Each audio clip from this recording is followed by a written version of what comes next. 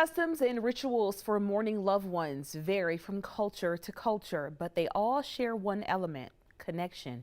Families now face the challenges of coping with grief alone or at a distance. One woman who lost three of her aunts shares how she is dealing with their deaths while far away from her family.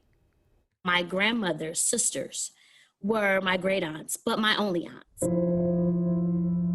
There wasn't a weekend, a day that we weren't together.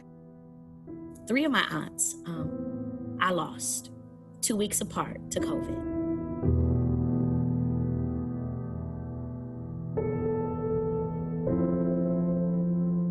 I've been in Georgia since 2006. My family at large is in Detroit. You couldn't say goodbye. We had to watch 3 Zoom funerals in a 2.5, 3 week time. It was tough, and it still is. Grieving is one of the hardest things we're ever going to do.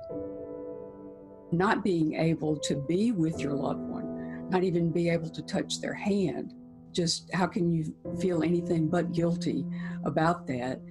And of course, lots of people do. After the last aunt's funeral, I got in my car. I went up a Saturday and came back a Sunday by myself. I drove 12 hours because I kind of had to absorb it for myself because I couldn't believe it.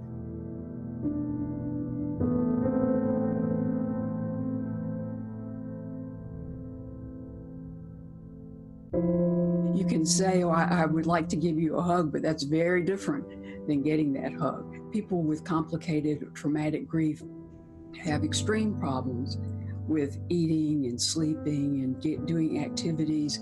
Some may become suicidal. Talking with your clergy, trying to find a therapist, all those things are helpful. If you can find some type of human contact where you can talk on the phone or do FaceTime, that's better than nothing. I have moments where I'll wake up and I'll say, did this just happen? I deal with it as it comes. I don't push it aside. Don't get me wrong, I thank God for the Zoom, but it just wasn't ideal. It just wasn't ideal to say goodbye.